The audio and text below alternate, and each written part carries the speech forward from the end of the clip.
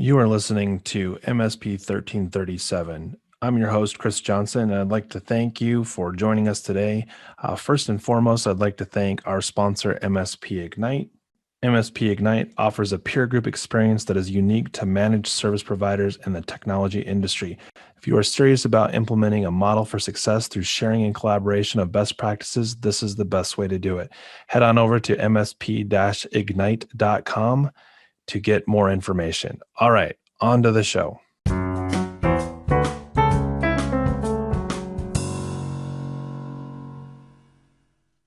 Welcome, everybody, to this episode of MSP 1337 in continuation of last week's episode, where we're starting the conversation around as an MSP and getting started with cybersecurity, where I'm not sure what else you needed to inspire you because you had the entire month of October, Cybersecurity Month. You should be well on your way to at least have some ideas on things that you could do to improve your cybersecurity posture. This week, I have Jim Harryman of Kinetic with us to talk about why cybersecurity is much easier to tackle when you have some sort of framework to take you through it. Welcome, Jim. Good to be here, as always. As always, man, it's like you're on every week. Maybe not quite every week, but I think there's definitely a few MSPs, secure outcomes advisors, that have regularly made the guest list. And I think that's because we spend so much time together talking about initiatives in areas that we're seeing opportunities for improvement, either with our own organizations or with those that we're trying to give back to. So we talked about this last week on our advisory call a little bit, and that is, what's the framework that I'm aligning to? You know, in MSP-Ignite, we're heavily focused with secure outcomes on using the CIS framework. We started with version 7. We're evolving that to version 8. But ultimately, it comes down to having something to map to in lieu of nothing at all, right? I mean, there's not a specific framework that says if you're an MSP, you must follow this framework. So Jim, I'll just kind of highlight some of the options that are out there. And then if you can sort of walk me through a little bit your journey, we talked about this a little bit before, and kind of set the stage for MSPs that are considering security maturity and how to improve that cybersecurity posture. You know, what are the steps that they can take? You know, that this is not something you do in one wide sweeping brush, like today we're compliant with pick a framework. So for those of you listening, there are a lot of options out there. There are a ton of frameworks. They all have one key theme in mind: protect a specific type of data. So in our case, I want to sort of set the stage for a few organizations that have either ways to be vetted or their own set of controls that they're mapping to that may be tied directly to a full-blown framework. SOC 2, as an example, is a full framework, versus something like, say, MSP Overwatch or the CompTIA, the Security Plus Trustmark, or the other one that comes to mind would be MSP Alliance Cyber Verified. The reason I bring these up is these are all either variations of an interpretation of a framework and saying we're modeling for an MSP what makes the most sense. And we focus heavily on the CIS framework. And the reason for that is I think that because of its technical nature, that should be what MSPs might gravitate to, because it's in lieu of having no requirements put on you at all. So Jim, talk to me a little bit about sort of the journey that got you to where you're at, even to have that consideration, like, hey, I should maybe get verified or have somebody audit me so that I can know where I stand and how I might improve, because it's not just me that's my business that's at stake. It's potentially every client of mine. I could be the compromise. Yeah, absolutely. It was kind of a long journey. I mean, we've been in business for 24 years.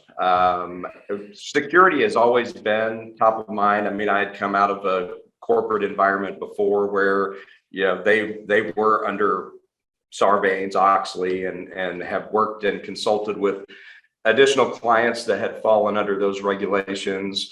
had several clients that fell under SOC 2 or were being SOC 2 certified for whether it was investment money or whatever. I mean, it was a requirement for them to do so. And so we had helped a number of organizations through various audits. And then when we joined up with MSP-Ignite, the secure outcomes process was really in its infancy when we joined. And I was like, oh, this is great. This is wonderful. I need to get rolling. Right. My problem in my mindset was getting over all of the policy stuff, right? It was like everything. That's what everybody was talking. Do you have a policy for this? Do you have a policy for that? And I'm like, I don't. That's bad, right? Right. So with the growth of secure outcomes, I realized personally that there was no way that I was going to be able to drive this within my company at the size that we are now to bring it all to fruition on my own, right? Okay. Even with the help and your help and Steve's help and the peer group help, I just knew I was not disciplined enough personally to drive that through my company. So can you clarify for a second real quick? So let's put this into perspective on your timeline. We're talking about roughly 2 years ago, correct? Maybe about two and a half, 3 years ago. So, and to put that in the context of secure outcomes, I think what you're describing and where we were at is actually completely very accurate. Like we were looking at this through the lens of I've been doing policies and control mappings for almost a decade. So I thought, hey, this isn't going to be a challenge for, a group of MSPs that are like-minded and want to improve their posture, right? Because the reality here is we're all rowing in the same direction. And what I quickly found out, my, the humble made me very humble really quick is most of you were far more advanced than my MSP ever was when it comes to process procedure and being dialed in. What I didn't realize is that it wasn't attached to what we're calling, quote, the policy. It was in my head, in the whatever. And even in that more recent window, products like IT Glue, Hoodoo, and some of the other, even products like Confluence and other like documentation workflows, wikis, those weren't really here. And those are answers to that, I think, underlying problem of like, get it on paper. Right? Get it written down, get what's in your head written down, automate the collection out of a config, whatever you want to call it. But the problem is and Secure Outcomes was still driving this mindset that says, no. You need to write a policy that says at the top in the header, access control policy, acceptable use policy. And I'm not trying to downplay those, but the approach was wrong for an MSP, right? Like you have controls being satisfied by evidence in your organization. Just making a policy and telling it that it needs to regurgitate what the evidence says, that's where the disconnect was. Sure. So we changed that, right? We changed that. So you've now been in this model 2 years. Obviously, in hindsight, maybe it'd be a little different. We flipped it on its head and said, let's work this backwards. Let's look at the documentation you do have. Let's look at the evidence you do have. What are the control sets, frameworks, policy models that you want to satisfy as a vision within your organization and go that route? And all of a sudden it's like everybody wants to participate now we are rowing in the same direction, visually can see that everybody's rowing in the right direction. So keep going. So this helps with timeline and just kind of wanting people to understand, like, we had to figure this out too. You figured it out before we did. Well, the thing that helped me figure it out, it was really my level of impatience and wanting to make something happen within my company. You mean push a button, like an easy button? Yeah, an easy button. I'm an easy button guy. And Steve Alexander will tell you that about me, is that I'm like, can I push a button and make it happen? Every MSP business owner who is no longer working in the day-to-day is always looking for, can I write a check for this so that I don't have to deal with this? Or can I say something to somebody else or delegate this, making it still happen at a pace that I'm willing to accept, right? Is that fair? That's absolutely fair. And so with that, I started doing some research and started talking to my team. SOC 2 came to mind at first simply for the fact that we have several companies that go through annual audits. And so I started doing a little research about that. And I felt like, I mean, it's not all encompassing, and no framework is. That's the thing. Right. I mean, no framework is all encompassing. So is SOC 2, is SOC 2 relatively technical? Is that fair? It is relatively technical, but it also has, various other aspects to it as far as like governance of your business, Sure. corporate health, how you bill and report your billing. And I mean, it goes way beyond just the technical. So, which is unlike CIS, which is like there's very few controls that are built around organizational and business. In fact, that they think the first, man, I'm going to say like there's probably only 5 controls in CIS that are really tied to outside of technical.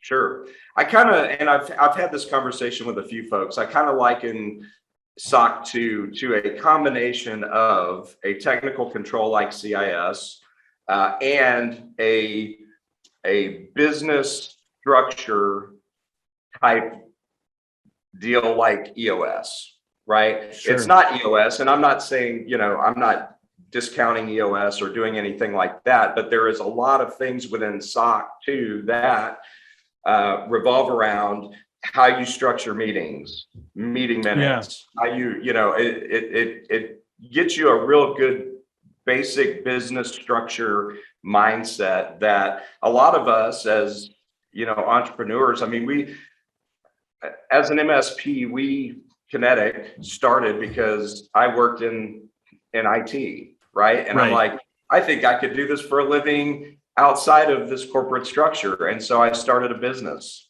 And I knew nothing about running a business. I was, 24 years old or 25 years old when it happened. So anyway. Well, so can you pause for a moment? Can you share with the audience what EOS is?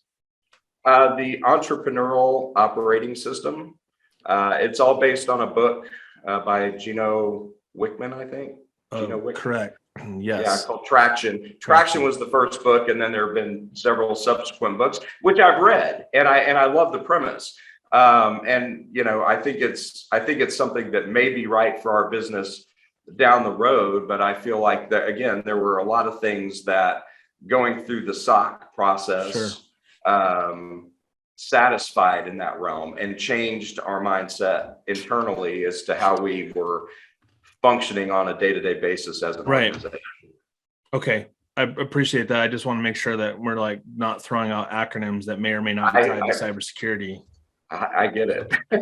And I won't go into any other EOS related acronyms. Well, just to throw out another book, it makes me think of the book called the five dysfunctions of a team, or the 5 distractions of a CEO, and I'm totally drawing a blank on the author, but while those aren't frameworks per se, when you read those books as you're going through frameworks, you're suddenly going, oh, if I apply some of this to what we're dealing with, the acceleration that I'm looking for might just happen because I'm no longer doing this with people that have no idea what I'm talking about. Right. Yeah, absolutely. I mean, EOS in and of itself is a business framework. True. Right. True. That's what it is. So, but yeah, so being frustrated and knowing my own personality and my inability at times to hold myself accountable to certain things, I decided to hire a company to help us through the process of going through an audit. And we chose the baseline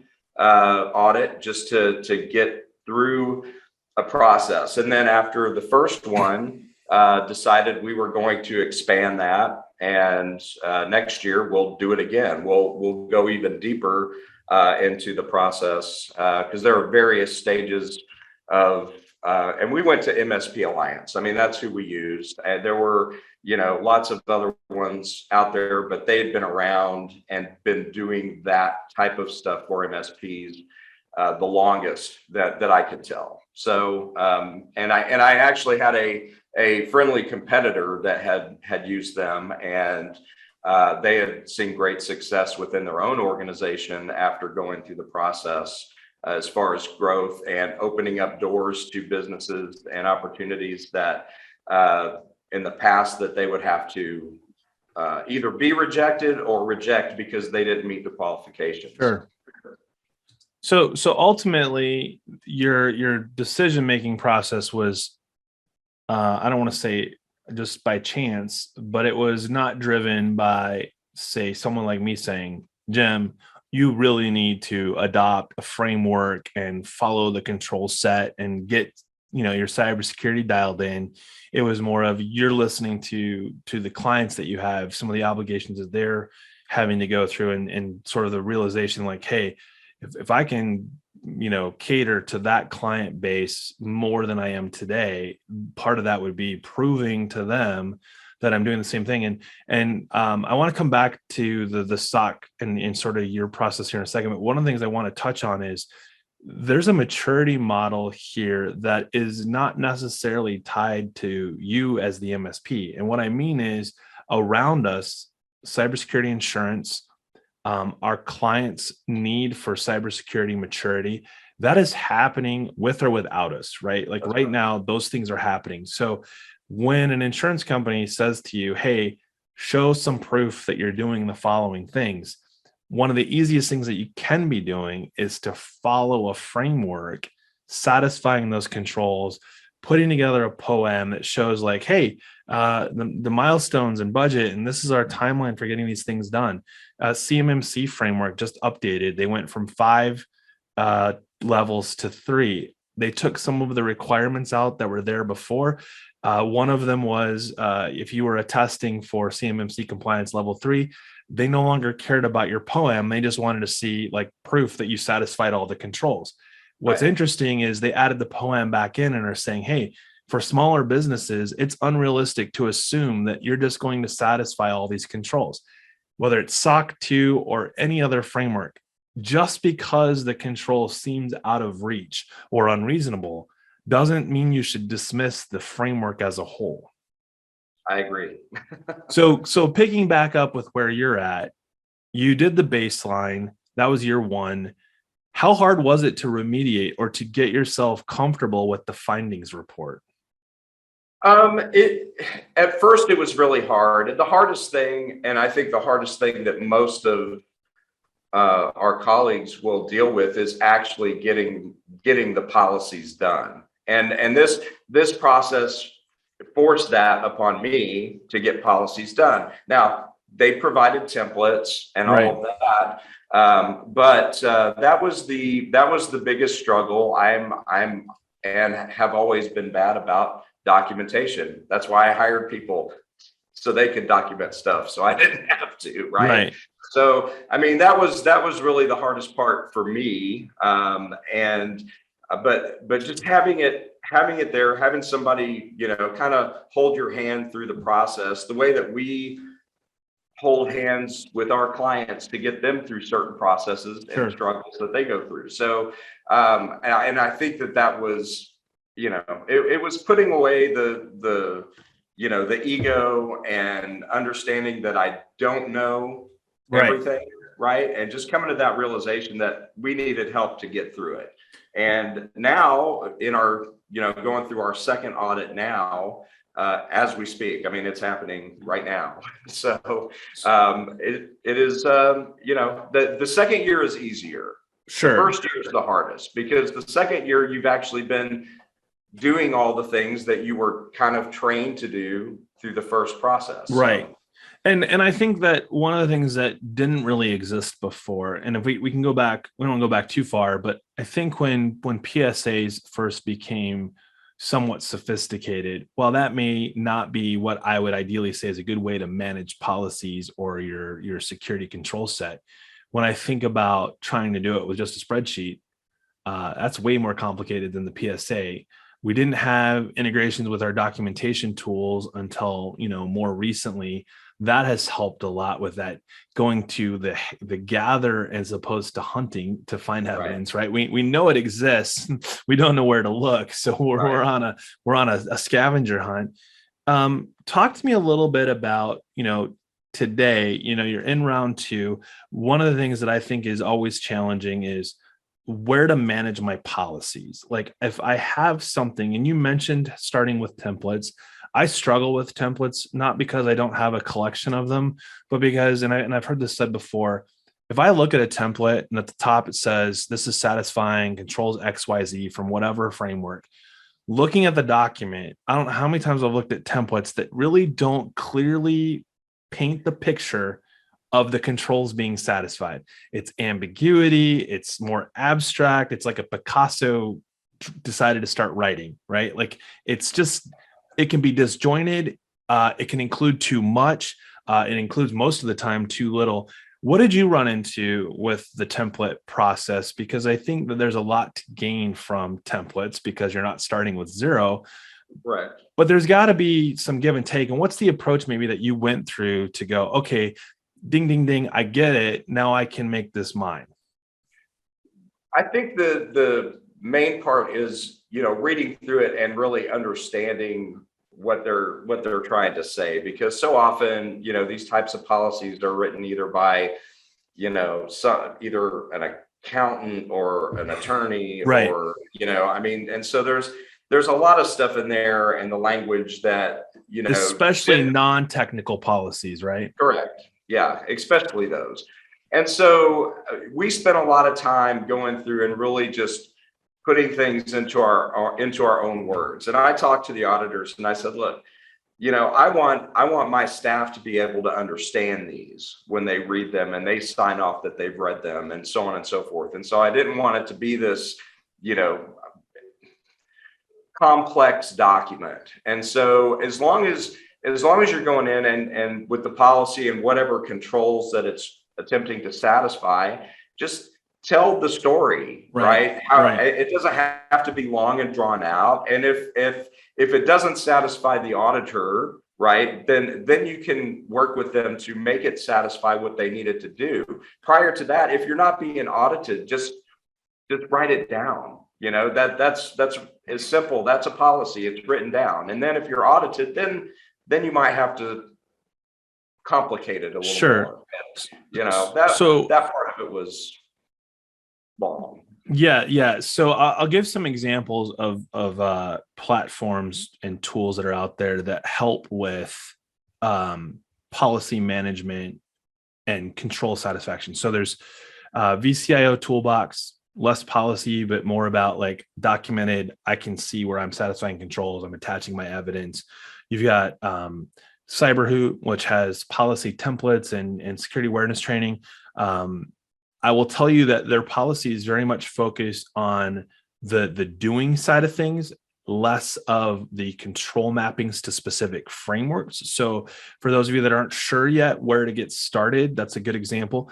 PyGuard, PII-Guard 360 is another one that has some policies, policy mappings that are getting more specific with the control sets that you might want to satisfy. Tugboat, Logic, there's others. I mean, this is the new frontier for what we're dealing with, because so many organizations now need to see proof. If you're looking for guidance on that, please hit me up offline. The other one too is what are you consuming to help you define what goes into your policies. So one of the things that drives me nuts is if it's a least privilege access, don't overcomplicate things. Like just be clear, like these are the roles that we have. These are those that are responsible for identifying who has access to those privileges, and be done with it. It doesn't need to be like, we've got this in 6 other documents because we wanted to keep this full of ambiguity so that if an attorney looked at this, they would definitely not know anything from what we have in the document, right? And so, you went through this, you're going into year 2 on your audit. How does it look with regards to the policies and what you're doing with your employees? Like, how often are you asking them to review policies? Are you doing this once a year? Is it based on your audit schedule? So there are certain things that, at this point, I would say it was annually, but through, various conversations, not even with the auditors, but with, folks like yourself and other people within MSP-Ignite. And it's funny because there are people that are like, well, you should probably do this more often, coming from somebody that's not doing anything, right? And so I'm like, Okay. Yeah. But you're right. I mean, the fact is that we should do it more often. And so we're looking at certain policies that apply specifically to cybersecurity. Yeah. Okay. Having our team read, those, and we update them, and then having our staff sign off that they've read it and done all that at least twice a year is what we're pushing for 2022. So is this that part of your cybersecurity awareness training? Like, hey, we're going to sprinkle in, these are some cybersecurity policies, like a reminder, hey, password complexity or 2FA. I think it's easy to think about policies as these sort of static objects that are like for the corporate team to ivory tower, like sign off on and adopt, and then you go hand that to an employee and they're like, I understand what this document's saying, but please help me understand where you think this is going to be applied in our organization based on our current infrastructure. Right. Yeah. And that's really what we strive to do. So, as far as like the security awareness training, which, we've had some discussions about that. And one of the challenges, I think, for organizations like ours is that the cybersecurity awareness training that we are providing to our clients, in whatever form we're doing it, is really not enough for us internally. We need more technical cybersecurity awareness training internally. And so that's kind of how we're approaching it, by, the policies that we're setting internally, making them understandable by our staff so that it's not, a big mess of, words, right? That it's straight to the point. And then talking to them about why we're making the changes that we're making and how all that affects us on a regular basis. And even though it may disrupt our workflow or slow us down temporarily when we do it, ultimately it's going to make us better. So yeah, I think so. With regards to frameworks, I think there's a lot of that in there, right? So like, I think about CIS version 7.8. We talked about this before, the security awareness training. And I think it's really easy to get hung up on, and I see this like with HIPAA compliance and the framework that HIPAA is built on.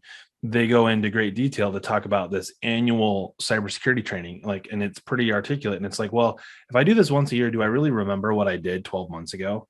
Probably not, right? And the reality is that's too much to consume all at once and be successful with it in our day-to-day.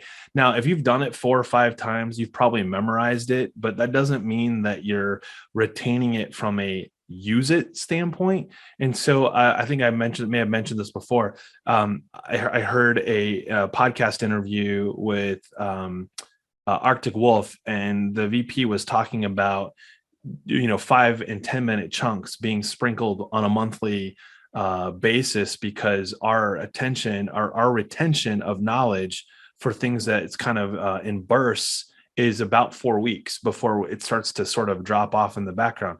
There's an argument to be said that if you get certified in CPR, it's not for life, right? Like your card doesn't say in 10 years, this is still valid, because nothing's changed in the CPR world. I've gone through CPR training now, I don't know, 6 or 7 times. I did it back in the day as a first responder when I was working for the government. And what was interesting, I took it twice inside of a 12-month period, and it had changed since the previous time I had taken it. And I'm like, okay, we know that cybersecurity is evolving and changing far more rapidly than our need to understand how to give CPR, right? Like, even if you took it 10 years ago, odds are you've got the basics still in your head and you can potentially still save someone's life. Cybersecurity, if it's not front of mind, you missed out on the most recent exploit. This is a problem, right? So that training ties back directly to the framework and controls, or what they're saying, right? Like they all sort of hinge on, what are we doing with our employees? What are we doing with our clients' employees to make sure that the policies and the control sets are like front of mind, not an abstract that someone over there is dealing with. This isn't the HR department. This isn't the employee handbook. right? This is a security framework with a posturing goal that says, I was at this manual process that was abstract and difficult to articulate, and now I'm here. Everybody understands, and we're rowing in the same direction, even if we don't all understand the intricacies of how we're getting to the destination with, say, two-factor authentication or password management, right? Because it's not every employee's responsibility to know all of the intricacies of that particular control. All right. As we look to wrap up this episode, Jim, you're doing this and talking about in the future of like doing this and spending more money on this. This isn't something that's cheap, or for those that are like, hey, this isn't in my budget to say I'm going to go get audited. But the starting point, I think, is the same for pretty much everybody. And that is figure out your baseline, pick a framework, go for it, and ask questions. Like, good grief, like you said, even your friendly competitors, your peers, right? We are all in this together. Any one person or organization having a failure is an impact on the entire industry, if not our global economy. Mm-hmm. So what's your leave behind or takeaway that you'd like to share with the audience who's like, great, he's a big MSP, he was able to allocate the resources, good for him. I'm three guys and a truck. And I know that's really downplaying how small an organization might be, but walk me through it. You were in this 24 years ago, roughly, of it was you, it were three guys. You know, right. You might not have been able to do it then, but if that's the case, what would you leave behind, whether you're big or small? Where do you start? Well, I would first say that if I knew then what I know now. Oh, great. Here we go. I would have found the resources to do what's available to me. And sure. I would focus on my business. We all, we're client services companies, right? We are a industry that rely on our relationship with our clients to survive. Right. We have to focus with this particularly when it comes to security, cybersecurity and frameworks and everything else. We must first focus internally and not worry about how we're going to make money with it. Because if we can, it will come. Don't fret, right? It will come, but you're going to have to make an investment in you first, right? To make sure that it's all set and ready to go. Then you take that and you can deliver that to your customers for a fee, whatever you decide. And how. So to be clear, because of the focus internal first, it is creating by its very nature the opportunity facing out towards your clients or prospects. Absolutely. I totally agree with that. I think that the biggest, what do they say? Don't miss the boat. I think this is a perfect example of that. It's easy to get caught up in buying products and services to make money with obviously the mindset of because you're securing your client. But the reality is your outcomes may be completely different if an internal focus and a mapping to a framework gets your maturity up and you realize that you've been chasing the wrong products and services based on profitability or opportunity that just doesn't align with your organization's values that have changed as a result of going through this process. Yeah, for sure. And try as much as you can. And I know it's hard. Avoid the shiny object syndrome, right? Initially, until you figure out what you're going to do, and then find the tools to work within what you're doing. I'm not only a member; I'm the president. Yeah. I'm the same way. Well, so let's touch on that real quick before I let you go. Shiny object syndrome is the blessing and the curse, because the products and services today, there's a lot of noise and they're coming hard and fast. And they're in many cases, they are great new products. The thing that I would like to remind everybody is just because it's bigger, better, faster, cheaper, doesn't mean you have the bandwidth to change. Yeah. And if you choose to go down that path, it's no different than committing to a vendor's contract that says, please sign 3 years to get a 10% discount, knowing full well 6 months from today, you may be in a completely different position and that doesn't make sense anymore. Your products in your EDR, XDR space, the RMM tools, a lot of this stuff, it's evolving fast. And your job isn't to evolve with products and services. Your job is to evolve with your clients and the security needs that they have. And those are not always going to line up with each other. So be careful that you're not lining your MSP business up with a product or service, because odds are you're going to get disappointed and left holding a bag that's got a hole in the bottom. Yeah, for sure. Jim, where can people find you? They can find me in Dallas, Texas, or at kinetictg.com. We're out there, and if you're in MSP-Ignite, you can hit us up in the Teams channels and all of that. But yeah, pretty easy guy to track down. Well, I really appreciate that. I was thinking that you were going to leave us with, you can find me in Dallas, and I'm sure that will be done in a very short period of time for anybody listening. They've got all the clues they need, right? For those of you listening, this has been an episode of MSP 1337. Thanks for listening, and have a great week.